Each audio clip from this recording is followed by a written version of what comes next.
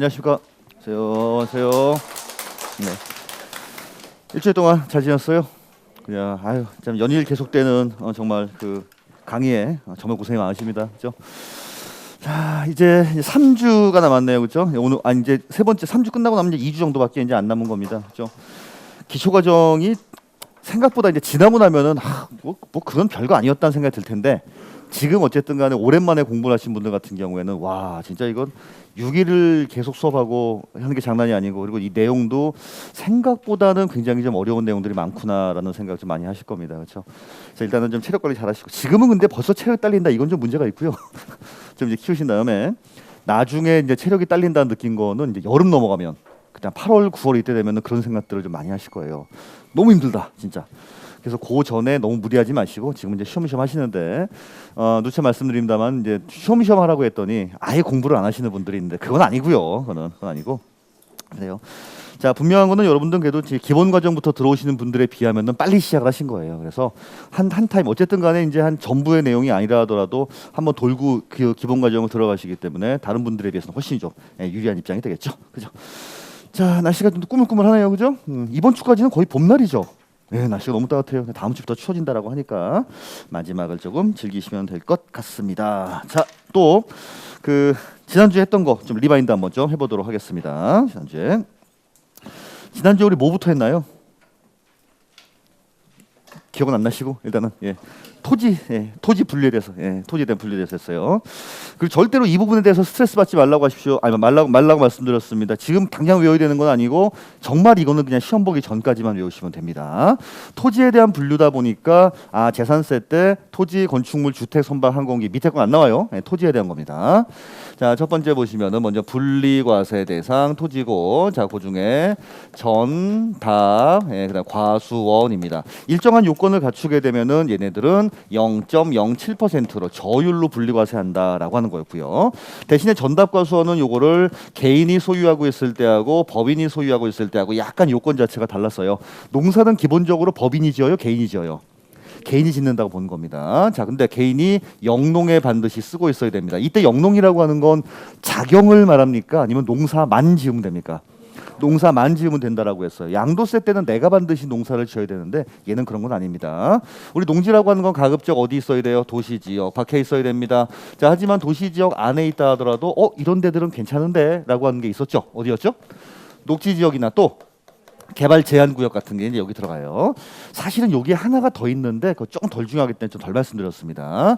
자, 그다음에 우리 법인이 소유하고 있는 경우에는 원칙적으로는 뭡니까? 그렇죠. 종합과세가 원칙으로 하지만 이러한 법인들 같은 경우에는 괜찮습니다라고 하는 게 5군데 나왔어요. 법인은 법인인데 농사짓는 법인이다. 자, 무슨 법인? 우리 농업법인 같은 게 괜찮고. 자, 그리고 우리 농어촌공사라고 있었죠? 한국농어촌공사 얘네들이 농가에 공급하기 위해서 소유하고 있는 농지 이럴 때 괜찮아요. 자, 내가 농사 안 짓는다라고 했냐? 농사 지어주마. 스스로 매립이라든지 간척을 해서 경작하고 있는 것들 이런 거 괜찮습니다. 자, 그리고 우리나라는 무슨 국가라고 했어요? 유교 국가이기 때문에 종중이 소유하고 있는 농지에 대해서도 분리과세해줬고요. 자, 사회복지 사업자라고 있었죠. 우리 사회복지 사업자가 뭐 하는 사람들이라고요? 고아원, 양로원 이런 데 하는 사람들 자가 소비용으로 가지고 있는 것들 이제 이렇게 요건을 갖추게 되면 0.07%였어요. 자, 두 번째 보면은 목장 용지에 대해서도 요건 자체가 있었습니다. 이것도 요건을 갖추게 되면 0.07%짜리 분리과세인데 목장 용지는 굉장히 중요한 요건 자체가 하나가 더 들어와요. 땅은 되게 큰데 소는 몇 마리 없다. 이런 경우 안 된다라고 했었죠. 자, 무슨 면적 이내로 들어와? 기준 면적 그렇죠. 기준. 야, 면적이란 게 있는데 이 내로 들어와야 됩니다. 그리고 우리 목장 용지도 도시지역 아니에요. 도시지역 밖이에요. 가급적 도시지역 밖에 있어야 되고 혹시라도 도시지역 안에 있으려면 얘도 어디예요? 녹지지역 그렇죠. 녹지지역이나 개발 제한구역 등에 있어야 됩니다. 기본 과정 가시게 되면 요거도 요건이 하나가 더 붙어요. 사실 여기도 하나 붙지만 이 참 그렇습니다. 그러니까 기본 심화 갈 때마다 뭐가 하나씩 더 붙을 거예요. 이게. 거기에서 배신감을 느끼는 분들이 많아요. 이 정도면 할만하다고 생각했는데 알고 보니 그게 아니었구나라고 하는 분들이 좀 계시겠죠. 자, 세 번째는 임야입니다. 임야는 기본적으로는 야, 얘네들은 농산물 나오고 축산물 나오지만 너무 되게 그 비효율적인 땅이다라고 하는 거예요. 원칙적으로 임야는 종합과세예요. 하지만 이러이러한 임야 같은 경우에는 얘도 0.07짜리 이제 분리과세를 해주겠습니다라고 하는 게 열거되어 있습니다. 한 5가지 정도밖에 설명을 안 드렸었죠. 자, 생산임야예요. 내가 비상전적이다 생산임야. 자, 경영계획 인가를 받아서 무슨 자, 그다음에 특수산림 사업지구 이런 말이 나올 겁니다. 자, 두 번째는 각종 보호 목적의 임야입니다. 자, 무슨 보호? 문화재 보호예요. 예, 문화재 보호구역 안에 있는 임야. 그리고 상수원 보호죠. 예, 문화재 보호, 상수원 보호. 특히나 요 문화재 보호 같은 경우에는 왠지 비과세 같다. 근데 비과세 아니고 분리과세다 말씀드렸고. 자, 그리고 또 종중이 소유하고 있는 임야에 대해서도 분리과세 해줬으면 이제 2가지 군사 보호 구역이 있었고 공원자연 무슨 지구가 있었어요. 자, 우리 군사 보호 구역 내에 있는 무슨 제한 보호 구역이죠. 자, 그러면 통제는 뭐였어요? 통제는 비과세. 하지만 군사보호구역 내 통제보호구역이라 하더라도 얘네들은 제외한다. 뭐 제외했죠? 전, 답, 과수원, 대지는 제외했었습니다. 거의 대부분 임야만 남았다고 했어요. 제한. 자, 공원자연 보존지구는 비과세지만 무슨 지구? 환경지구는 분리과세죠. 이 2가지 조금 섞여 나오니까 5가지 정도 알아두시고요. 자, 그다음에 네 번째 보시면 이제 공장용지에 대해서 있었습니다. 자, 공장용지. 어제 낮에 이제 어떤 올해 인강생 한 분이 이제 전화 왔어요. 제 개인적인 번호는 모르는데 인터넷에서 검색을 해서 저희 사무실로 전화를 해서 바꿔 낼수 있더라고요. 그러니까 그래서 너무 감사했죠. 그런 분들이 종종 계세요. 네, 검색해가지고 저희 사무실로 전화해서 근데 저기 이제 말투를 들으니까 저쪽에 전라도 쪽 어디신 것 같아요. 지방에 있었고 인강으로 붙었다가 합격했다. 그래서 너무 이제 감사하죠. 그분이 이걸 활용했대요. 매 수업 시간마다 한 20-30분 정도씩 이거 하니까 나중에 정리할 때는 요것만 들었대요. 요것만. 그것도 이제 방법이죠. 책이 너무 읽기 싫으면은 차라리 그것만 자 지난주 여기까지만 듣는 거야. 25분 30분 동안. 요것도 방법이다는 생각이 좀 들더라고요. 아니 작년에 그렇지 않아도 이 부분만 따로 떼서 뭘 해줄 수 없느냐. 근데 그건 제 영역이 아니다라고 말씀을 드렸었어요. 그거는 자 그것도 방법이에요. 그렇다고 요것만 보시면 안 됩니다. 근데 이거는 그분은 다 하고 나서 정리할 때 이렇게 하겠다는 거지. 처음부터 요것만 보면 안 되고 그렇죠. 자, 이제 0.2%예요. 0.2. 그러면은 한 3-4시간 공부하고 2-30분 정도에 줄일 수 있으니까 책 보기 싫을 때는 그거라도 보시라라고 하는 겁니다. 그건요. 오케이. 자, 공장 용지도 얘도 똑같아요. 기준 면적. 그렇죠? 예, 그래서 좋은 방법이라고 생각해서 아이고 박수 쳐 드렸죠. 예. 자, 그다음에 자, 얘는 공장이다 보니까 당연히 이제 뭐를 받아야 돼요? 허가. 자, 그럼 기준 면적 초과하면 무슨 과세? 종합과세. 자, 무허가 건축물의 부수토지 종합과세입니다. 자, 공장용지 어디 있어야 됩니까? 얘도 군지역, 그렇죠? 군지역, 읍지역, 면지역 같이 시골 지역에 있어야 되는데 시지역 이상이라 하더라도 얘네들은 괜찮습니다라고 하는 데가 있었죠. 자, 뭐였어요? 이게 잘 안 붙을 거예요. 산업단지. 자, 그리고 유치지역 또 공업지역이에요. 산업단지, 유치지역, 공업지역. 이거는 근데 1년 내내 붙어 다닐 겁니다. 얘네들은 공장이 있어도 되는 데들이구나 생각하시면 되고요. 자, 5번째 보시게 되면은 얘는 이제 산업용 토지라고 했어요. 산업용 토지. 산업용 토지도 요건을 갖추게 되면은 0.2%짜리 분리과세입니다. 전반적인 느낌이 뭐냐면 이제 국가라든지 공공이라든지 아니면 뭔가 좀 개발하는 느낌이라든지 약간 이런 느낌이 들 거예요. 하지만 이거와는 관계없이 얘네들이 뜬금없이 들어갑니다. 라고 하는 게 있었죠. 뭐였죠? 뜬금없이 염전하고 터미널이에요. 자, 염전하고 터미널인데 우리 터미널이라고 하는 거는 여객 터미널, 화물 터미널을 말합니다. 염전 그러면 왠지 뭐 같다? 전답 과수원 같은데 전답 과수원이 아니라 0.2%. 그다음에 터미널 같은 경우에는 자동차와 관련된 거지만 터미널을 제외한 나머지 자동차 관련은 전부 다 별도 합산이에요. 그래서 이걸 좀 주의하시고. 자, 그다음에 이제 설명드렸던 거는 두 번째는 별도 합산입니다. 네, 별도 합산과세 대상 토지예요. 자, 별도 합산하시게 되면은 얘도 0.2에서 얼마입니까? 0.4% 분리과세. 자, 우리 분리과세란다. 저기 초과누진 세율이죠. 우리 요런 세율을 초과누진 세율이라고 하고 그럼 얘네들은 뭐라고 하죠? 비례세율. 그렇죠. 이거 알아두셔야 됩니다. 요런 것들은 비례세율 얼마부터 얼마까지 나오는 거는 초과누진 세율. 사실은 누진세율도 단순 누진세율이 있고 초과 누진세율이 있어요. 사실은. 근데 단순 누진인 것도 있고 초과 누진인 것도 있는데 얘는 전부 다 초과 누진이라고 생각하시면 되고 마지막 시간에 그건 좀 말씀을 드릴게요. 자, 그리고 우리 공장이 있으면 공장 용지가 되고 위에 상가 건물이 있으면 이제 이쪽이 됩니다. 일반적인 건축물에 대한 부속 토지입니다. 요건 자체는 거의 비슷해요. 공장이 있냐 상가가 있냐 차이밖에 없기 때문에. 자, 얘도 기준 면적이다라고 하는 게 있었습니다. 요거 이내로 들어왔어야 되고요. 자, 그리고 요것도 무허가 안 되겠죠? 당연히 이제 허가를 받아야 돼요. 대신에 얘는 어디 있어야 된다 그런 제재 사항이 있다 없다? 없어요. 상가야 뭐 서울에 있어도 되고 시골에 있어도 되니까 그런 것들은 없는데 또 심심할까봐 이런 세 가지를 뒀죠. 공장이에요. 공장용지. 언뜻 생각하면 공장용지인데 이게 갑자기 시지역 이상의 주거지역이나 만약에 상업지역 같은 데 있다. 자, 그런 경우에는 분리과세는 못 해주고 위치가 조금 이상한 데 있기 때문에 얘는 별도 합산으로 보겠습니다라고 하는 거예요. 이런 케이스에는 공장으로 안 보고 뭘로 본다는 겁니까? 그냥 일반적인 상가 건물로 보겠다라고 하는 거죠. 자, 두 번째는 옛날엔 공장이 있었습니다. 상가 건물이 있었어요. 멸실했네. 자, 몇 개월이 6개월 그렇죠. 멸실 후에 6개월 이내 같은 경우에는 그냥 있는 걸로 봐서 이쪽으로 가지만 멸실한 지가 6개월이 지났다. 그럼 뭐예요? 나대지죠 그냥. 그런 경우엔 종합적으로 갈 겁니다. 자, 세 번째 땅은 되게 비싸요. 근데 건물은 되게 허접스럽습니다. 그렇죠? 자, 몇 프로? 2%에 미달합니다. 시가 평균액 땅은 한 50억짜리인데 건물은 여기에 비해서 2%도 안 됩니다. 자, 그러면 어디까지만 별도 합산? 바닥 면적까지예요. 그렇죠. 오케이. 바닥 면적까지는 별도 합산으로 가고 바닥 면적이 벗어난다. 자, 이런 경우에는 뭐예요? 종합 합산이 되겠죠. 그렇죠? 자, 그리고 두 번째 나왔던 건 뭐냐면 이제 경제적으로 활용을 합니다. 경제적으로 이제 활용을 한다라고 하는 거예요. 산업용 토지만큼 국가 발전에 도움이 되는 것들은 아니지만 그렇다고 나대지는 아니잖아. 딱 중간 정도 포지션이라고 생각하시면 돼요. 놀리지 않고 그냥 쓴다 정도 생각하시면 됩니다. 자, 여기 가장 대표적인 게 자동차와 관련된 땅이라고 했어요. 자동차 뭐 빼고? 터미널 빼고. 터미널을 제외한 자동차의 느낌이 나고 자동차의 향기가 난다? 무조건 요거라고 생각하세요. 시험 문제 많이 나오는 거는 차고용 토지가 많이 나오고요. 자, 자동차 운전면허 학원, 그렇죠. 운전면허 학원 뜬금없이 이제 이런 것들이 많이 나옵니다. 각종 창고 생각하세요. 물류 창고라든지 보세 창고 같은 게 여기 들어가고요. 자, 그리고는 이제 보존, 원형 보존, 준보존, 원형 보존, 준보존이에요.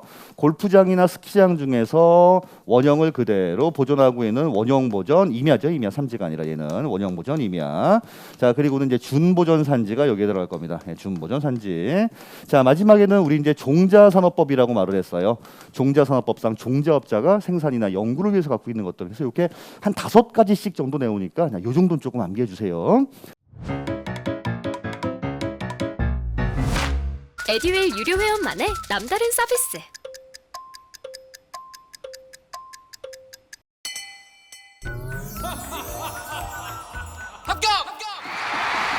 합격하고 돈도 받는 혜택. 오직 에듀윌 유료 회원에게만. 에듀윌. 무료 합격! 자, 마지막으로 이제 세 번째는 이제 종합합산이었어요. 종합합산 것에 되면 자, 세율은 저기요. 그렇죠. 0.2에서 0.5% 초과 누진 세율 구조로 되어 있습니다. 딱 세 가지만 나왔죠. 자, 뭡니까? 나대제. 자, 또 무허가 건축물의 부속 토지 그리고 기준 면적을 초과합니다. 요 세 가지가 나오게 되면 묻지도 따지지도 말고 무조건 뭘로 봐라? 그렇죠. 종합으로 봐라라고 하는 겁니다. 요렇게 이제 한 판이라고 말씀드렸어요. 그렇죠? 판. 자, 그다음에 설명드렸던 거는 이제 종부세에 대해서 말씀드렸습니다. 종부세. 이렇게 볼게요.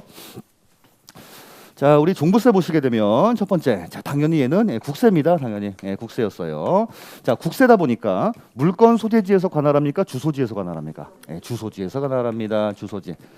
자, 그리고 지방자치단체요 세무서예요. 세무서의 주소지 관할 세무서라고 생각하시면 됩니다. 자, 얘는 내가 신고하는 세금이에요? 아니면 고지서로 보내주는 세금이에요? 고지서로 보내는 세금이죠. 그렇죠. 고지징수, 그리고 우리 이제 보통 징수라고 말을 합니다. 납기 언제였죠? 납기? 12월 1일, 12월 15일. 재산세하고 특히 헷갈리기 쉬우니까 요거 좀 주의하세요. 절대 16일부터 31일까지가 아니다라고 하는 겁니다. 그러니까 지금 내고 있는 거죠. 지금 주변에 그래도 종부세 나온 분들 가끔 좀 보셨어요, 많이? 그렇죠. 그분들 많이 나왔다고 그러죠. 많이 나와요. 점점 오를 거예요. 그렇죠. 이거는요. 아유, 그래 뭐 그래 가지고 있을 수 있지. 이게 아니라 이거 내기 싫으면은 처분하라는 세금이에요. 이거는. 그러니까 좀 그래요. 그러니까 봐주는 게 없습니다. 자, 하지만은 요거를 원칙으로 했었습니다. 자, 원칙이 있으면 예외가 있겠죠. 자, 뭐를 스스로 신고하고 납부하는 거를 얘는 이제 예외적으로 이제 선택을 할 수가 있어요. 자, 하지만 고지서를 보낸 거는 200만 원만큼 고지서를 보냈는데 내가 신고한 거는 120만 원이라고 신고했다. 이게 맞다라고 하는 경우에는 뭐가 있다? 가산세가 있다는 거예요. 그래서 이런 경우에는 가산세가 부과됩니다. 자, 하지만 이때 말하는 가산세는 과소신고 가산세지 절대로 무신고 가산세는 아니다라고 하는 거 말씀드렸었죠. 시험 문제 굉장히 많이 나오는 거예요. 오답으로 많이 나오는 거는 가산세가 부과되지 않는다. 아니에요. 잘못 신고하면 과소신고 가산세는 나옵니다. 이군요. 자, 그리고 세 번째, 얘는 물세예요, 인세예요? 너무나 인세죠. 그리고 이만저만 인세가 아니라 어디를 합산합니까? 전국적으로 합산을 하는 인세라 생각하시면 되고요. 자, 그리고는 이제 첫 번째 설명을 드리는 게 이제 과세 표준. 죄송합니다. 과세 대상이죠. 과세 대상. 자, 우리 과세 대상 보시게 되면 취득세 때는 11가지였고 등록명세는 등기등록 행위 자체 하나였고 재산세 때는 토지 건축물 등 5가지였고 근데 얘는 딱 2가지예요. 자, 먼저 토지가 과세 대상이었고 자, 그리고 이제 주택이 과세 대상입니다. 자, 우리 토지 중에는 뭐하고 뭐만 종합합산 과세 대상 토지하고 별도 합산 과세 대상 토지만. 그럼 절대로 뭐는 아니에요. 분리과세 대상 토지는 절대로 대상이 아닙니다. 그래서 이거는 아니에요라고 말씀드렸던 것 중에 하나가 땅은 땅이지만 분리과세는 아닙니다. 우리 근데 분리과세라고 하는 건 저율로 분리과세만 있는 게 아니라 고율 분리과세도 있었어요. 따라서 회원제 골프장이나 오락장은 대상이다 아니다? 아니다라고 하는 겁니다. 무조건 얘네 가지고만 있으면 대상이에요? 아니죠. 6월 1일 현재의 공시 가격의 합계가 자, 어느 정도 초과해야 됩니다. 종합은 얼마? 5억 원. 그렇죠. 5억 원 초과하는 부분에 대해서만. 자, 별도는요. 80억 원이죠. 80억. 그래서 이 부분을 넘는 사람이 주변에 생각보다 많이 없다라고 하는 겁니다. 자, 하지만 주택도 주거용 주택에 대해서만 과세하는데 이 주거용 주택이 개인이 소유하고 있는 것과 법인이 소유하고 있을 때의 기준 금액이 달랐어요. 개인 소유는 얼마예요? 6억 원이죠. 6억 원. 그래서 주변에서 이런 분들을 좀 많이 볼 거예요. 자, 하지만 법인은요. 무조건이요.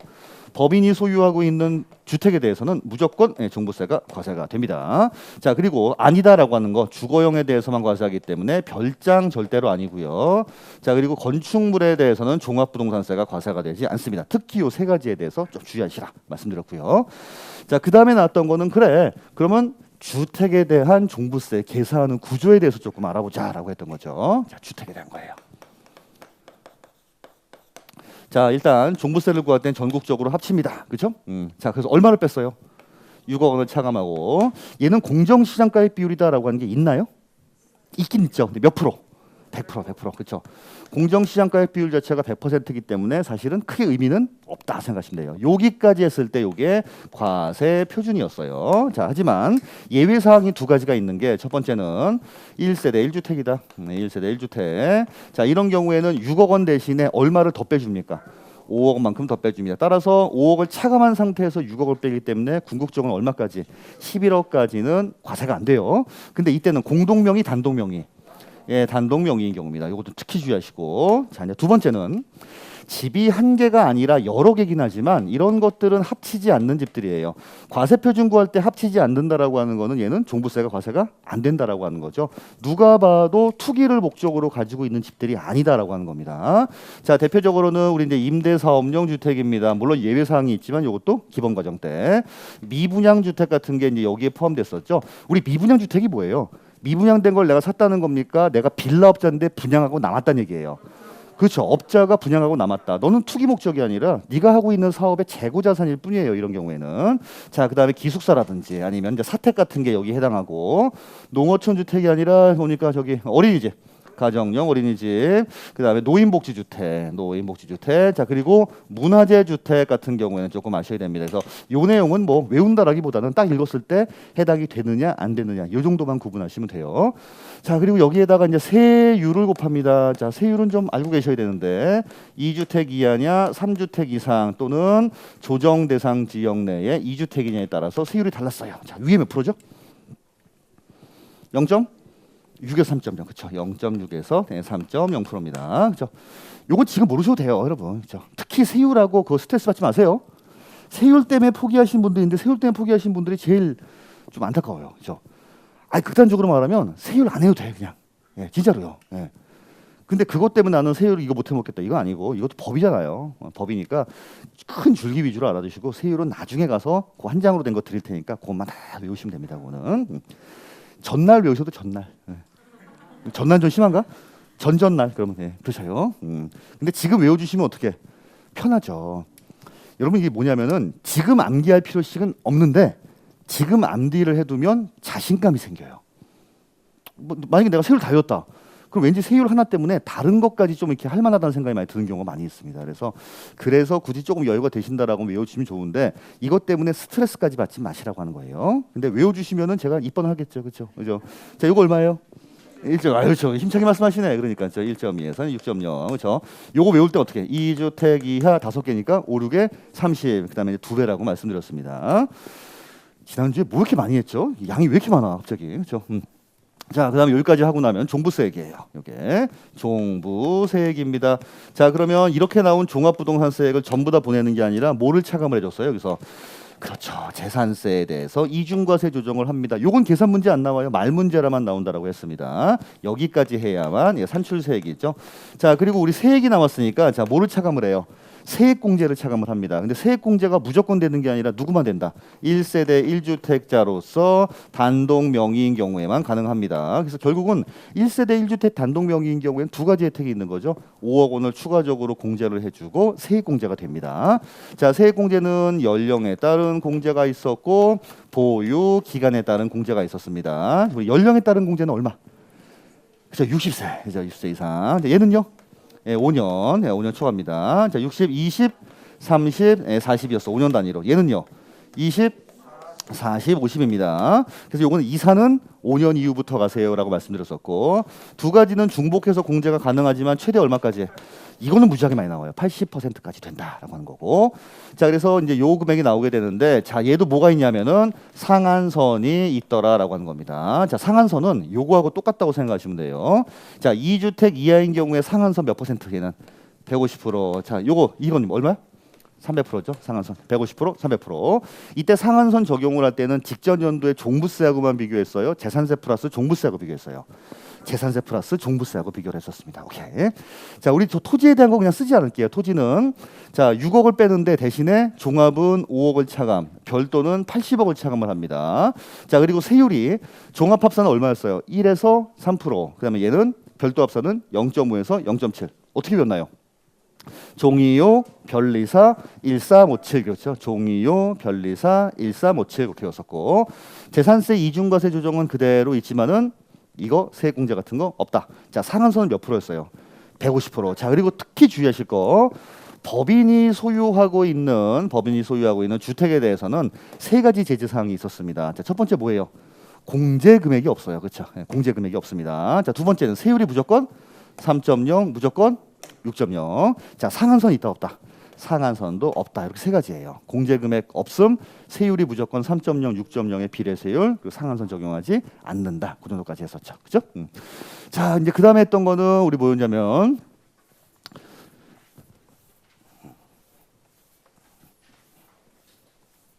사실은 이거 말고도 우리 종부세 분납돼야 안 돼? 분납. 됩니다. 그렇죠? 얼마 초과하면? 250 초과하면 그렇죠? 몇 개월? 6개월이에요. 6개월. 재산세는 2개월, 얘는 6개월. 요거 좀 주의하시고 나머지는 재산세하고 똑같아요. 자, 그다음에 우리 종합소득세에 대해서 한번 했습니다. 종합소득세. 요것만 좀 간단하게 볼게요. 이거 좀 힘들죠, 이렇게? 예. 자, 국세고 요것도 당연히 이제 주소지에 관한 세무서인데 아까하고 차이점이 있다라고 하는 얘는 직접적으로 내가 스스로 신고도 하고 납부도 하는 세금이에요. 자, 신고 납부인데 1월 1일부터 12월 31일까지 발생한 소득에 대해서 언제까지? 그 다음 연도 5월 1일부터 5월 31일까지 신고 납부하시면 됩니다. 자, 뭘 신고 납부하냐면 개인이 벌어들인 소득에 대해서는 8가지로 구분을 한다라고 했어요. 자, 그래서 이자, 자, 배당, 그리고 사업, 근로, 연금, 기타. 자, 이렇게 6가지의 세액에서는 전부 다 합산해서 과세합니다. 언제? 1월 1일부터 12월 31일까지 발생한 얘네들에 대해서는 합산해서 과세하는 무슨 과세라고 해요? 종합 과세라고 말을 합니다. 그래서 이름 자체가 무슨 세예요? 종합소득세, 그렇죠. 오케이, 종합소득세. 자, 하지만 퇴직하고 양도 같은 경우에는 장기간에 걸쳐서 발생한 소득이기 때문에 얘를 합쳐버리게 되면 조금 왜곡 현상이 발생하게 되죠. 자, 이런 건 뭐라고 합니까? 분류과세예요, 그렇죠? 네, 분류과세라고 합니다. 그리고 분리과세도 하나 있었죠. 자, 분리과세는 이자부터 기타 중에 있기는 있지만은 굳이 합칠 필요가 있는가? 법에서 정해놨어요. 금액이 얼마 안 된다든지 아니면 어쩌다가 한 번 발생한 일시성이 있다든지 이런 경우에는 합쳐서 과세하지 않는 분리과세 방식이 있습니다. 세 가지예요. 종합과세, 분류과세, 분리과세 세 가지입니다. 근데 요 중에 사실은 가장 중요한 건 요게 제일 중요해요. 양도소득세가 다른 종합소득과 합산하지 않고 분류과세한다라고 하는 거. 요게 조금 중요하죠, 그렇죠? 자, 그리고 우리가 그 중에 관심 있는 거는 딴 거는 관심이 없고 요거에 대해서 관심 있는 거죠. 이제 사업소득에 대해서 관심 있습니다. 자, 요 사업 중에서도 특히 뭐예요? 부동산 임대업이에요, 그렇죠? 네, 부동산 임대업입니다. 자, 나는 지금 부동산 임대업자라고 한번 생각을 해볼게요. 그리고 내가 직접적으로 소득세를 신고한다고 하겠습니다. 자, 그러면 먼저 총 수익금액에서 필요 경비를 차감을 합니다. 총 수익금액에서 필요 경비를 차감하게 되면은 세법상 순이익이라고 말을 해요. 우리 세법상 순이익은 항상 뭐라고 했나요? 소득금액, 그렇죠, 맞아, 소득금액이에요. 소득금액입니다. 자, 얘는 어디에서 발생한 소득이에요? 사업에서 발생한 거니까 얘는 사업소득금액이라고 합니다. 그러면 양도에서 발생한 순이익은 양도소득금액이에요? 맞아요. 근로소득금액, 이자소득금액, 기타소득금액처럼 양도에서 발생한 거는 양도소득금액입니다. 이거 오늘 마지막 시간에 할 거예요. 마지막 시간에. 오늘 하는 내용은 무지하게 중요합니다. 오늘은. 특히 오늘 안 나오신 분들 같은 경우에도 일단 인터넷으로 딴 건 몰라도 이건 보셔야 돼요. 오늘 하는 내용이 양도소득세의 기본이라고 생각하시면 되는데 그거를 일단 이해를 못하면 다음 시간께 무슨 말인지 몰라요. 그래서 오늘 하시는 건 좀 잘 들으셔요. 지금은 조금 이렇게 조시더라도 요거 끝나고 나서 그 다음에 하는 것들에 대해서 좀 잘 보셔야 됩니다. 이거는요. 저는 정보가 곧 합격이라고 생각해요. 기출문제 특강이나 모의고사 자료집을 주시는 것도 좋았고 그 중에서 제일 좋았던 건 교수님의 쪽집게 정보였어요. 약간 합격을 위한 종합 패키지 선물을 받는 그런 느낌? 애들 유료 회원 꼭 추천합니다. 자, 우리 부동산 임대업자의 총수익금액, 자, 뭐뭐 있었어요? 임대료, 그렇죠? 임대료, 수익, 월세 받는 거. 자, 그리고 관리비가 여기 들어갔었죠. 근데 관리비라고 하더라도 전부 다 포함되는 게 아니라 뭐 전기용 같은 거 받아놓은 것들 빼고 그 넘는 부분에 대해서만 그랬어요. 그리고 또 간주임대료. 우리 간주임대료가 뭐예요? 월세로 받지 않고 보증금으로 받았다 하더라도 네가 어느 정도 이자율 이상만큼은 수입으로 얻었을 거 아니냐. 가장 보수적으로 그냥 1점 몇 프로 정도만 계산을 해서 임대료로 간주해버리겠다. 실제 돈 받은 거에 아니에요. 실제 돈 받은 건 아니에요. 그렇다 하더라도 그냥 넣는다라고 하는 겁니다. 이게 다른 나라에도 있는지는 모르겠어요. 그거는. 자, 그다음에 자, 이제 이 부분이 중요하다라고 했습니다. 부동산 임대 중에서도 어디예요? 네, 주택에 대한 임대입니다. 주택에 대한 임대예요. 자, 요게 임대료 부분에 대해서 과세를 하는지 간주임대료 부분에 대해서 과세하는지. 자, 집을 한 개 소유하고 있을 때, 자, 두 개 소유하고 있을 때, 네, 세 개 이상 소유하고 있을 때가 달라집니다. 내가 집을 한 개 갖고 있으면서 월세를 주든 전세를 주든 이건 과세 안 하죠. 내가 집을 두 개 가지고 있다. 두 개를 임대 다 주든 한 개만 임대 주든 어쨌든 간에 얘입니다. 그래서 요거는 항상 소유하고 있는 주식수예요. 임대 주고 있는 주식수가 아니죠. 소유하고 있는 주택수입니다. 자, 요거 과세합니까? 얘는요? 안 하죠. 자, 요건 하고 얘는 3억 원 넘는 부분에 대해서 합니다. 이때 소유라고 하는 건 개인이에요, 부부예요. 부부죠. 그렇죠, 부부. 유일하게 이것만 그래요. 대부분 다른 것은 전부 다 1세대 몇 주 때 그렇게 보는데 유일하게 얘만 부부합산입니다. 자, 하지만 월세를 받는 것 중에서도 자, 이런 경우에는 과세가 되는 경우가 있었어요. 자, 무슨 주택? 우리 고가주택. 고가주택은 기준시가 얼마 초과? 9억에 9억. 이게 다 달라요. 지금 이게 보세요. 종합소득세 때 고가주택은 기준 시가가 9억이었죠. 아까 우리 종합소득세 종부세 할 때 1세대 1주택일 때는 그때 얼마였어요? 또 11억이었잖아요. 또 11억. 양도소득세 때 개정되면 그것도 12억이에요. 또 그건 또. 그러니까 어떤 거는 9억이다, 어떤 거는 11억이다, 어떤 건 12억이다. 이게 너무 많이 바뀌어서 이게 사실은 좀 그래요. 좀 일어날 필요성이 있는데 좀 그래요. 자, 그다음에 이제 국외주택입니다. 그러니까 점점 하기 싫어지는 거죠. 자, 얘는 과세가 됩니다. 자, 주의하실 거 요거 한 개, 두 개인 경우에는 절대로 간주임대료 자 계산한다 안 한다. 안 한다라고 하는 것은 절대 안 한다라고 하는 거고. 자, 그러면 이제 문제를 한번 내보도록 하겠습니다. 자, 집을 내가 한 개 소유하고 있는데, 자, 이 집은 자 기준 시가가 이제 8억짜리 집이에요. 자, 요거를 내가 한 달에 200만 원씩 받고 월세를 주고 있는 경우가 있고, 이제 보증금 이제 5억을 받는 경우가 있습니다. 자, 선생님, 예, 선생님, 요 과세해요 안 해요? 안 한다고 써 있다면 그 한다 안 한다 이게 지워야지. 어떻게 어떻게 해요 안 해요? 안 한다. 이런데요? 걔도 안 한다. 그렇죠? 걔도 안 한다. 그렇죠? 자, 근데 기준 시가가 만약에 12억입니다. 12억. 자, 월세로 이제 200만 원 받고 있는 경우하고 보증금으로 5억 받고 있는 경우입니다. 자, 요거 과세해요 안 해요? 해요 안 해요? 자, 한다. 오케이. 자, 안 한다. 안 한다? 한다. 이게 뭐 이게 혼란스러울 일인가 이게? 그죠?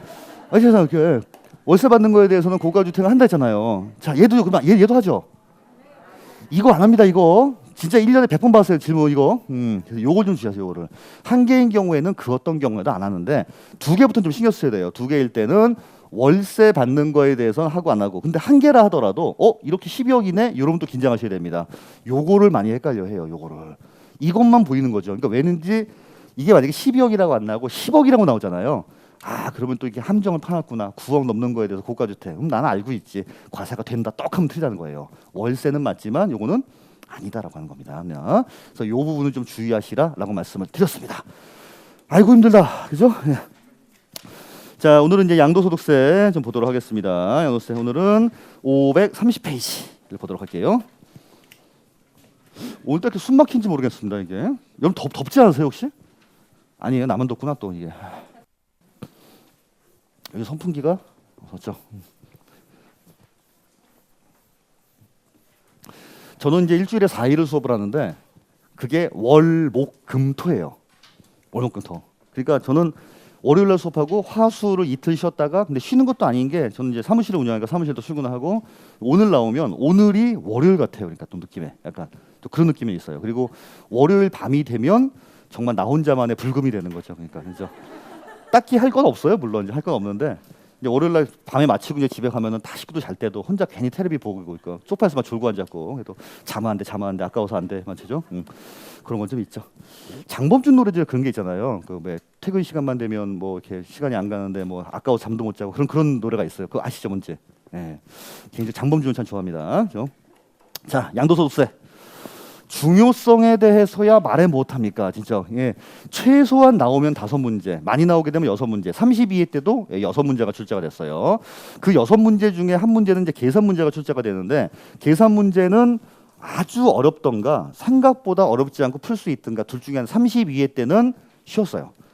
그러니까 그걸 공부 안 하신 분들은 어려웠는데 수업 시간에 몇 번 말씀드렸던 그러니까 두 개 비교하는 문제인데 오늘 그게 이제 마지막에 나올 겁니다. 그게 그렇게 보시면 될 것 같고 그리고 나중에 여러분들 개업했을 때 아마 전 과목을 통틀어서 고객들이 가장 많이 물어보는 게 양도소득세일 거예요. 아마도 이게 세금이 나옵니까 안 나옵니까? 나온다라고 하면 얼마나 나옵니까? 그러면 지금 팔아야 될까요? 나중에 팔아야 될까요? 어떻게 하면 좋을까요? 요거를 정확하게는 아니라 하더라도 정확한 세액은 아니라도 그 정도 말씀을 해주실 수 있는 거하고 아유 세금은 난 모르니까 아니 세금이 얼마인지 대충 얼마나 나오는지 알아야 팔든지 말든지 할 거 아니에요. 그래서 전체적인 아웃라인 정도는 잡아줄 수 있어야 됩니다. 단 나중에 이제 그 나중에 말씀드리겠지만은 그 함부로 그걸 말씀하시면 안 돼요. 특히 이거 세금 안 나와요.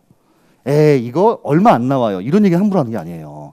우리가 지금 알고 있는 거하고 그 다음에 이제 그 과세관청에서 알고 있는 거하고 중개사 현장에서 알고 있는 거하고 다 조금씩 차이가 좀 있고 그 다음에 매년 바뀌죠. 중간중간에도 수시로 바뀌어요. 그래서 단편적인 것만 가지고 설명하시면 안 되는 거고 그리고 저희 사무실에 와서도 손님들이 말씀하시는 게 본인들이 유리한 쪽만 얘기해요. 그러니까 다 털어놔야 되는데 그게 아니라 아유 뭐 저저 하면서 보니까 이제 그러면 그냥 세금 뭐 얼마 안 나올 것 같은데요. 괜찮을 것 같은데요. 이 얘기를 네 입에서 나오길 만들어요. 그리고 나중에 대해서 뭐라고 해요. 그러면 당신이 이렇게 얘기하지 않았느냐. 응? 나중에 나 이렇게 나왔지만 이럴 줄 알았으면 안 팔았다. 이 얘기가 나오는 순간 골치 아파집니다. 그러니까 그거 나중에 특히 주의하시고 대신에 그 아웃라인 정도는 잡을 수 있어야 됩니다. 자, 우리 양도소득세 아까 우리 뭐의 일종이었어요? 소득세 일종이에요. 그냥 8가지 소득 중에 하나입니다. 하나. 근데 나머지 6가지에 대해서는 종합소득세로 합쳐서 신고한다는 얘기고 양도는 오랜 기간 동안에 발생한 소득이기 때문에 합치게 되면 왜곡 현상이 발생하니까 얘만 따로 신고한다는 거예요. 그래서 요도 별거 아니에요. 국세 똑같아요. 예. 자, 국세고, 자 그리고 국세이기 때문에 당연히 주소지, 관할, 세무서라고 생각하시면 됩니다. 자, 우리 종부세하고의 차이점은 뭐냐면 내가 얘는 스스로 신고하고 납부하는 세금이었어요. 그렇죠? 우리 아까 종부세 뭐였어요? 종부세 같은 경우에는 고지서를 보내는 걸 원칙으로 하지만 신고 납부를 선택할 수도 있었고 종합소득세는 상대적으로 좀 출제 비중이 낮습니다. 근데 어쨌든 그것도 신고하는 세금이었고 이것도 그냥 똑같이 신고 납부예요. 1월 1일부터 12월 31일까지 발생한 거를 자 언제까지 신고해요? 5월 1일부터 5월 31일까지 신고합니다. 자 그런데 요거는요 좀 독특한 용어가 하나 있는데 요건 양도소득세의 확정신고라고 말을 해요. 확정신고. 확정신고. 양도소득세 확정신고는 일반적인 종합소득세하고 똑같이 마찬가지로 5월달까지 신고합니다. 자, 무슨 얘기냐면 양도소득세도 소득세니까 당신이 어쨌든 사업을 해서 번 돈 신고하는 건 사업소득이고 월급 받는 거는 근로소득이고 이자 받는 건 이자소득이고 걔네들은 합쳐야 되고요. 나는 당신이 지금 양도를 통해서 얻은 이득이 얼마인가가 중요한 거예요. 한 해 동안에 양도가 2-3건 발생했으면 뭐란 얘기예요? 전부 다 합치라는 얘기. 합쳐서 언제까지? 5월 1일부터 5월 31일까지 신고하는 겁니다. 자산별로가 중요한 게 아니에요. 당신이 1년 동안 양도를 통해서 번 양도소득 금액이 얼마야? 나는 그게 중요하다라고 하는 거예요. 요거 개념 이해하세요? 이해가 안 가면요. 아 그냥 양도세는 합쳐 신고하는구나. 한 해 2건 이상 양도 발생하게 되면은 양도소득세로 합쳐 신고하는구나. 요걸 일단 넣어두시고 선암기 후 이해도 괜찮아요. 꼭 선이에 후암기할 필요식은 없습니다. 그렇죠? 오케이. 자 그러면은 예를 들어서 내가 만약에 2021년 6월 6일 날 토지를 양도를 했어요. 그럼 요게 그래 2021년 6월 6일 날 토지 양도했는데 올 한 해는 양도한 게 또 이거밖에 없거든요. 그러면 거의 1년이나 지나서 확정 신고를 했던가. 혹시 팔아보신 분들은 요게 아니라고 하는 걸 알 수 있을 겁니다. 맞죠? 자, 확정 신고는 확정 신고인데 과세관청에서는 이러면 돈이 너무 늦게 들어오는 거예요. 너무 늦게 들어올 뿐만 아니라 이 돈을 여러분들은 가지고 있을까요? 과연? 안 갖고 있는 경우가 많아요. 그래서 빨리 확보를 하기 위해서 이날 팔았니? 그러면 또 말일까지 갑니다. 뭐처럼? 상속처럼. 자, 이때로부터 몇 개월? 2개월 이내에 신고하게 돼요. 자, 요걸 뭐라 하냐면 요걸 예정신고라고 해요. 요거를. 예정신고라고 합니다. 자, 그래서 원칙적으로는 확정신고만 두고 싶었는데 이런 경우에는 우리 근로나 사업 같은 경우에는 매달 월급을 받고 1년 내내 사업을 하잖아요. 그러니까 이건 문제가 없는데 얘는 1월 달에 만약에 신고한 거를 1년 몇 개월 동안 둔다. 그러면 돈이 없어질 가능성이 크다 보니까 안 되겠다. 얘를 확정신고라고 하고 예정신고라고 하는 제도를 둔 겁니다. 예정신고는 양도일이 속한 달의 말일로부터 2개월이에요. 우리 취득세 때는 어땠어요? 취득세. 상속으로 인해서 취득하게 되면 상속 개시일이 속한 달에 말일로부터 6개월 이내에 신고했었잖아요. 양도세는 양도일이 속한 달에 말일로부터 2개월 이내에 예정신고하게 해놨습니다. 예정신고. 아니 그럼 이건 왠지 안 해도 이거 하면 될 것 같잖아요. 느낌이 그렇죠? 네. 이거 안 하면 반드시 얘는 해야 되고요. 그럼 이거 안 해도 되느냐? 안 하면 가산세 있습니다. 그래서 아니 이걸 뭐하러 두냐 차라리 그러면 이것만 가자라고 하는 분들도 많이 계세요. 근데 그건 아니에요. 근데 이거 소득세 중에 일부니까 확정신고는 확정신고대로 뒀는데 절대로 예정신고 선택사항 아닙니다. 반드시 하셔야 돼요. 안 하면 가산세 있어요. 무신고 가산세, 그 다음에 납부지연 가산세 똑같이 있습니다. 자, 세 번째. 요거 인세일까요? 물세일까요? 이만저만 인세가 아닙니다. 저 1월 1일부터 12월 31일까지 발생한 양도에 대해서 이제 합쳐 신고하는 거니까 당연히 이제 인세가 맞겠죠. 그렇죠? 자, 여기까지 어렵지 않죠? 오케이. 오늘 조금 제가 좀 이상해요. 지금 몸이 이상한 것보다는 발음이 좀 이상해요. 그저에도 그렇게 좋았다고 볼 수는 없는데 말이 막 꼬인다고 해야 되나? 그러니까 톤도 좀 높아지고 좀 이상한 것 같아요. 어제 밤에 본사에서 뭘 좀 했어요. 그 유튜브로 설명회 있잖아요. 보신 적인지 모르겠지만 밤늦게까지 이제 그걸 했었죠. 홈쇼핑하고 똑같아요, 그렇죠? 홈쇼핑. 맞아요, 홈쇼핑하고 지금 막 임박 막 해가지고 이제 막 했었죠. 이제 거기서 마지막 Q&A 시간에 이제 아나운서분하고 학계론 교수님 중에 우리 말고 이동규 교수님하고 있어요. 그분하고 저하고 여기 뭐 또 임원분하고 이렇게 넷이서 이제 막 침튀기면서 막 꼭 지금 등록하세요, 뭐 이런 거 했었죠, 그렇죠? 그런 것도 해요. 그러니까 고생했습니다, 하여튼 그죠? 에듀윌에서 하는 거 해야죠, 당연히 회사에서 하는 거니까. 자, 여기까지 됐는데, 자 그러면 1번 제가 뭘 쓸 것 같아요? 요 간략하게 설명하고 다시 이제 쉬도록 하겠습니다. 야, 1번 과세대상. 그렇죠, 과세대상. 자, 우리 이제 과세 대상 보시게 되면 여기서부터 잘 들으시면 됩니다. 자, 우리 취득세 때는 토지, 건축물, 차량, 선박, 항공기, 기계장비, 양식, 광어회와 임목 이렇게 11가지였어요. 취득세. 얘네들을 취득하면 취득세를 신고하라는 얘기예요. 자, 그러면 재산세는요. 그 중에서 이 5가지에 대해서 갖고 있으면 보유세를 매기겠다. 토지, 건축물, 주택, 선박, 항공기. 그랬더니 요거 하나 갖고 부족했는지 국가에서 보유세를 다시 한번 매기겠다. 뭐에 대해서만? 토지하고 주택에 대해서만. 물론 별도 합산 토지, 종합 합산 토지, 주거용 주택에 대해서만 그래요. 자, 그러면 그러고 있다가 얘를 판 거예요. 그럼 전문적인 플로우가 보니까 아, 취득하면 취득했다고 세금 매기고, 갖고 있으면 갖고 있다고 세금 매기고, 팔면 팔았다고 세금 매기고, 이 얘기예요, 결국은. 그래서 이거는 뭐를 팔아야 양도소득세를 니네 동네 세무서에다가 인재까지 신고를 해야 되나, 그리고 2개 이상 팔게 되면은 합쳐 신고하나, 이 얘기입니다. 얘는 무지하게 많아요. 그래서 요거 과세 대상만 물어보는 문제도 단독으로 출제가 될 때가 많습니다. 요건요. 자, 볼게요. 아, 참 이건 좀 그런데 얘는 4가지 그룹으로 구분합니다. 에잉? 또 뭐야, 또 4가지 그룹은? 자, 첫 번째는 부동산 등이에요. 결국 부동산 등을 팔게 되면은 당연히 양도세 신고한다는 얘기입니다. 이 부분이 좀 꺼림직하죠. 등. 우리 항상 무서운 게 등자가 무서운 거 아니에요. 그죠? 등. 예. 자, 두 번째는 뭐냐면, 두 번째, 이거 안 지웠네. 주식이에요, 주식. 아, 주식을 팔아도 양도세를 신고해야 되는구나라고 하는 거죠. 주식. 자, 세 번째는 파생 상품이에요. 자, 우리 파생 상품이 뭐냐면은 우리 대표적으로 선물 옵션 들어봤어요, 이름?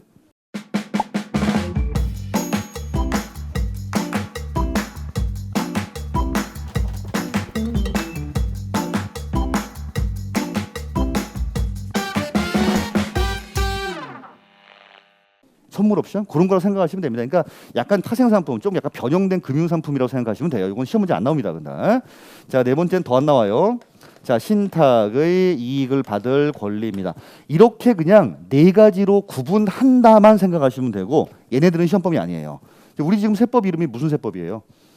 부동산세법이니까 이제 얘만 나옵니다. 그럼 왜 이걸 구분하냐면은 이 부동산 등, 그러니까 부동산 판 것뿐만 아니라 부동산 비스무리한 성격이면은 합쳐서 과세하겠다는 거예요. 합쳐서.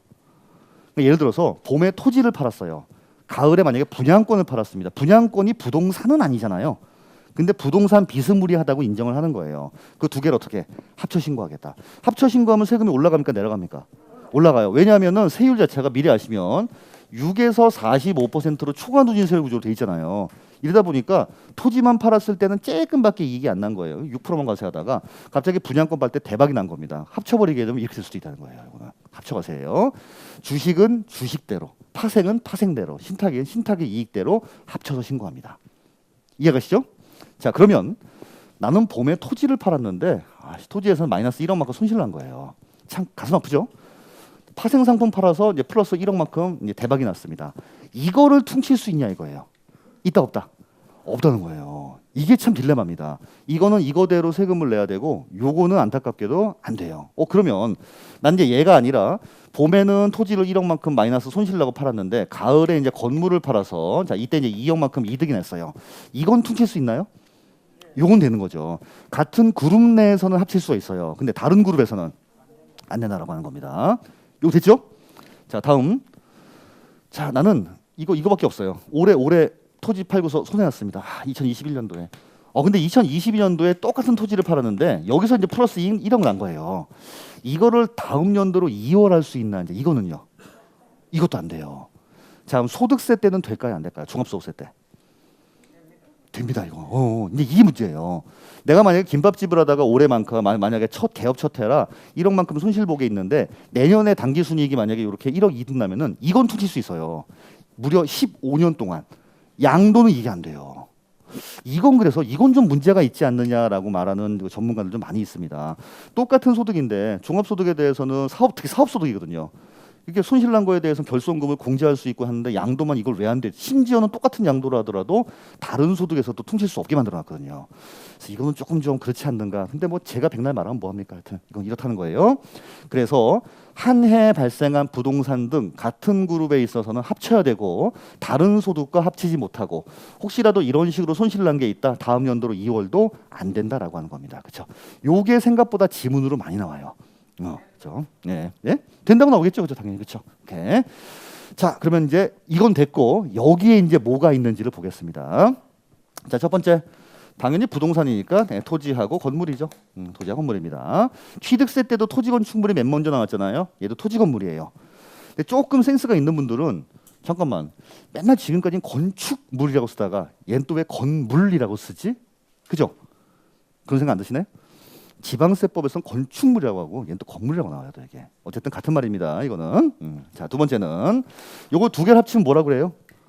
부동산. 그렇죠? 오케이. 이제 부동산이에요. 결국 부동산 팔게 되면 양도소득세를 신고해야 된다. 언제까지 신고하냐? 원칙적으로는 다음 연도 5월까지지만 예정 신고란 게 있기 때문에 양도일이 속한 달에 말일로부터 2개월 이내 어디다가 주소지거나 세무서에다가 네가 스스로 신고하라라고 하는 거예요. 자, 두 번째는요. 부동산상의 권리예요. 우리 취득세 때도 비슷한 게 있었죠. 이거 양식 광회 같은 권리도 있었잖아요. 이것도 똑같이 마찬가지 권리인데 이 권리는 부동산을 취득할 수 있는 권리가 있고 부동산을 사용할 수 있는 권리가 있습니다. 이거를 팔라도 양도세 신고하라는 얘기예요. 이걸 팔아도. 그럼 우리 부동산을 취득할 수 있는 권리 중에서 가장 대표적인 게 뭐가 있죠? 이걸 갖고 있으면 부동산을 취득할 수 있는 권리예요. 물론 돈을 내야 되지만 분양권. 그렇죠. 분양권이에요. 분양권. 네, 분양권. 자, 그리고 우리 그 재개발 재건축 같은 경우에는 그 딱지라고 하는 조합원 입주권이죠. 입주권. 요 두 가지가 가장 대표적입니다. 나중에 실무하시게 되면은 여기까지는 중개 많이 하시잖아요. 부동산하고 그다음에 분양권 사고 팝니다. 입주권 사고 팝니다. 이거 많이 하잖아요. 그렇죠? 여기까지는 많이 했죠. 그렇죠? 오케이. 이 나머지부터는 아마 중개할 일이 거의 없으실 겁니다. 없어. 자, 그다음에 얘예요. 두 가지 더 나오지만 얘를 갖고 있으면 남의 부동산을 쓸 수 있다. 이게 뭐죠? 얘를 갖고 있으면 남의 부동산 쓸 수 있어요. 지상권. 그렇죠. 지상권. 그 전에 전세권. 그렇죠. 네, 전세권. 자, 그리고 지상권이에요. 전세권, 지상권. 세상에 이런 것도 팔아먹는구나. 팔아먹게 되면 양도세 신고하라는 거예요. 말도 안 되지만. 자, 그다음에 요거하고 비슷한 것 중에서 우리 임차권이라고 있었죠. 임차권. 그것도 해당됩니다. 오케이. 네, 임차권이에요. 자, 주의하실 거는 국내 부동산 같은 게 지금 이거 국내 부동산이에요. 국내 부동산. 반드시 등기된 임차권만 여기에 해당합니다. 자, 이건 주셔야 돼요. 등기된 임차권. 우리 임차권은 물권이에요, 채권이에요. 근데 등기가 되면 물권화했다고 말을 하죠. 이건 배웠죠, 민법 시간에. 그렇죠. 오케이. 이렇게 전세권, 지상권 반드시 등기된 임차권인데 뭐가 하나 없어요. 얘하고 비슷한 것 중에 하나. 지역권. 그렇죠. 오케이. 지역권은 대상이 아니에요. 지역권 같은 경우에는 대상이 아닙니다. 이 부분에 대해서는 요게 무지하게 많이 나와요. 그냥 임차권이냐 등기된 임차권이냐 지역권이 대상이냐 대상이 아니냐라고 하는 게 이제는 너무나 유명한 문제가 돼버렸지만은 참 요거 많이 물어왔었어요. 근데 지금은 이제 이걸 내면은 틀리시는 분은 없죠. 근데 아주 헷갈리지 않는 이상 그렇죠. 보시면 돼요. 근데 여기까지는 알았는데 이런 것도 파는 사람들이 있구나. 근데 아직 실무상으로 본 적은 한 번도 없어요. 저도 여기까지만 해봤지 여기까지 좀 그래요. 자, 그다음에는 자, 각종 이제 시설물 이용권입니다. 자, 시설물에 대한 이용권이에요. 자, 시설물 이용권의 대표적인 거는 골프 회원권이에요. 골프 회원권. 자, 그리고 이제 콘도 회원권 같은 것들입니다. 그래서 골프 회원권 팔아도 요거는 양도소득세 신고를 해야 되는구나. 우리 골프 회원권이나 콘도 회원권 취득을 해도 취득세 신고했었죠. 팔아도 양도세 신고한다는 거예요. 얘네들 근데 재산세는 냈나요? 안 냈었죠. 그렇죠. 그래서 요걸 나중에 쟤는 취득세 대상이었던가? 양도세 대상인가? 재산세는 대상이 아니었다. 요것도 구분해서 알아두시면 좋습니다. 여기까지 됐죠? 자, 이번 시험엔 아마도 이 문제가 출제가 되지 않을까 하는 생각이 드는데 첫 번째는 영업권입니다. 이주권이에요. 야, 얘네들을 팔아도 양도세 신고 대상이라는 겁니다. 자, 그러면 영업권이 뭔가라고 하는 거예요. 자, 어떤 분이 이렇게 갑이라고 하는 영감님이 이렇게 이제 갈비집을 하고 있습니다. 갑 영감님은요 건물주는 아니에요. 건물주는 아닌데 갈비집을 운영하고 있는 사람이고 건물주는 A 영감님이 따로 있어요. 난 임차인이죠. 갈비집 하다가 영 짜증나는 거예요. 그래서 요거를 을한테 넘기기로 했어요. 넘기로 했습니다. 자, 얼마를 받기로 했냐면은 요 직기비품을 다 한번 해보니까 한 1억 정도가 되는 것 같아요. 자, 그런데 이제 을이 그러면 사장님 그럼 저거 다 해서 1억 정도 평가가 되니까 1억 정도 드리면 되는 거죠? 그랬더니 아이고 젊은 사람이 왜 그래? 1억만 내가 받을 수 있나? 이게 내가 한 게 얼마인데. 그래서 여기인데 2억 정도 더 요구한 거예요. 그죠? 이거 뭐라고 해요? 권리금이라고 하죠. 권리금. 그죠? 권리금이 이거예요. 권리금입니다. 자, 그래서 실무상 권리금이라고 하는 게 영업권이라고 하는 거구나 생각하시면 돼요. 절대 영업권이 영업할 수 있는 권리 아닙니다. 권리금을 영업권이라고 해요. 회계세법에서는. 제가 전에 이제 학교 다닐 때는 전공은 이제 경영학과를 나왔어요. 근데 그때 회계 처음에 딱 들었을 때 교수님이 얘기하더라고요. 보니까 물어봐. 영업권이 뭐 같아? 다 에브리바디 다 같이 영업할 수 있는 권리요. 절대 그렇게 하면 안 된다. 권리금이 영업권이야. 그걸 무려 이제 30년이 지났는데도 그 기억이 나요. 자, 이거는 이겁니다. 자, 그러면 어쨌든 이제 이 양반은 갑이라고 하는 사람은 권리금 2억을 받은 거 아니에요. 그러면 어째 돈이 생겼으면은 과세할 거 아닙니까? 그죠? 항상 우리 세금은 지금 뭐예요? 이게 소득세. 개인이 얻은 소득에 대해서는 과세하겠다는 거예요. 그러면 이 권리금 받은 게 무슨 소득일까라고 하는 겁니다. 자, 우리 아까 이자, 배당, 사업, 근로, 연금, 기타, 퇴직, 양도 중에 이렇게 권리금 받은 거는 무슨 소득이지? 라고 하는 거예요. 어디에 속할까? 그렇죠. 만만하면 뭐예요? 기타예요. 딱히 이게 형태가 애매하다 싶어서 받았다. 무조건 기타라고 보시면 됩니다. 이렇게 받은 건 기타 소득으로 과세해요. 이해하시죠? 자, 근데 알고 보니 갑이라고 하는 영감님이 건물주였던 거예요. 건물주이면서 갈비집을 운영하고 있다가 이거를 한꺼번에 넘긴 거예요. 한꺼번에 넘겼는데, 자, 요거를 이제 다 토지하고, 그렇죠? 토지하고 건물하고 평가를 해보니까 16억 원 정도가 되는 거예요. 오케이. 집기부품 한 1억 정도 됩니다. 자, 그럼 17억만 이렇게 해야 되는데 갑자기 을한테 얼마가 받냐면 19억을 받았다는 거예요. 자, 그러면 2억을 왜 줬다 우리 여러분? 이 권리금 아니에요, 그렇죠? 권리금 이렇게 받은 거 아닙니까? 이러면은 이는 요 권리금 받은 거는 사실은 이거랑 같은 걸로 보겠다는 거예요. 자, 무슨 말이냐면 이거는 임의적으로 내가 쓸 수 있지 않아요? 쓸 수 있겠죠. 기타 소득으로 과세되는 거하고 양도 소득으로 과세되는 거하고 세금이 분명히 다를 겁니다. 요걸 내가 임의적으로 쓸 수 있다라고 하면 이걸 조정할 수 있다는 거예요. 기타 소득이 만약에 조금 과세가 된다? 그럼 10억만 하고 우리 권리금 10억 합시다. 이렇게 나올 수가 있다 보니까 이렇게 사업용 고정자산과 함께 넘기는 영업권은 그냥 토지 건물 양도한 거하고 똑같이 봐서 뭘로 과세하겠다? 양도소득세로 과세하겠다라고 하는 거예요. 그래서 이거 두 가지는요. 별도로 넘겼다, 별도로 평가했다 이런 말이 나오면 기타 소득이지만 반드시 얘는 사업용 자산과 함께 양도하는 영업권, 사업용 자산과 함께 양도하는 이주권 여기에 대해서는 뭐다? 이거는 양도세를 과세하겠다라고 하는 거예요. 요거 딱 봐도 많이 나올 것 같죠? 그냥 일반적인 별도냐 이거 아니면은 사업용 자산과 함께 양도하는 거냐, 그렇죠? 지금까지 했던 것 중에는 요거하고 요 두 가지가 참 많이 나와요. 그렇죠? 지역권이 대상이 아니다는 거, 임차권은 반드시 등기가 돼야 된다는 거, 영업권과 이주권 그것만 따로 넘기면 기타 소득이지만 사업용 자산, 토지 건물과 함께 넘기면 이게 그거하고 같이 묶여서 양도소득세로 과세가 된다. 이거 아시겠죠? 여러분 이주권은 뭐냐면요. 이주권은 얘기해요. 자, 어떤 땅 산에 이렇게 있는데 계곡이 이렇게 있어요. 가끔 이게 그 계곡에 가게 되면은 요 이제 물가에 보면 이제 백숙집 같은 거 하는 경우가 있죠. 예? 있잖아요. 백숙집 이렇게 운영하고 있어요. 근데 이제 요거를 이제 여기다가 저기서 뭐 딴 거를 좀 지으려고 해요. 딴 거를. 그랬더니 이제 이 양반이 나는 평생 이 계곡에서 백숙집을 했는데 나는 이 동네를 못 벗어난다라고 한 겁니다. 그랬더니 여기 이제 공단 같은 데서는 그러면 여기로 옮겨서 지을 수 있는 권리를 하나 드릴게요라고 하는 거예요. 여기 이주권이에요. 이주권이 뭐냐면은 옮겨서 건축물을 지을 수 있는 권리라고 생각하시면 됩니다. 자, 그러면 이걸 만약에 다른 사람이 양도할 때도 토지 건물뿐만 아니라 요 권리까지 같이 양도하는 경우 있잖아요. 이 권리가 상당히 셀 거 아니에요. 그냥 단순하게 요거만 파는 거하고 옮겨서 지을 수 있는 권리하고는 차이가 있을 겁니다. 이것도 같이 팔게 되면 이거하고 뭐가 다르니 기존의 토지 건물에서 플러스가 되는 건 똑같은데 요것도 똑같이 양도세로 과세하겠다.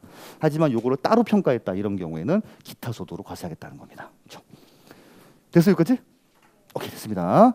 자, 그리고 이제 두 가지가 더 있는데 너무 힘들어하기 때문에 조금 쉬었다 할게요, 여러분들. 자, 요거 그대로 지우지 마시고 10분만 쉬겠습니다. 오케이.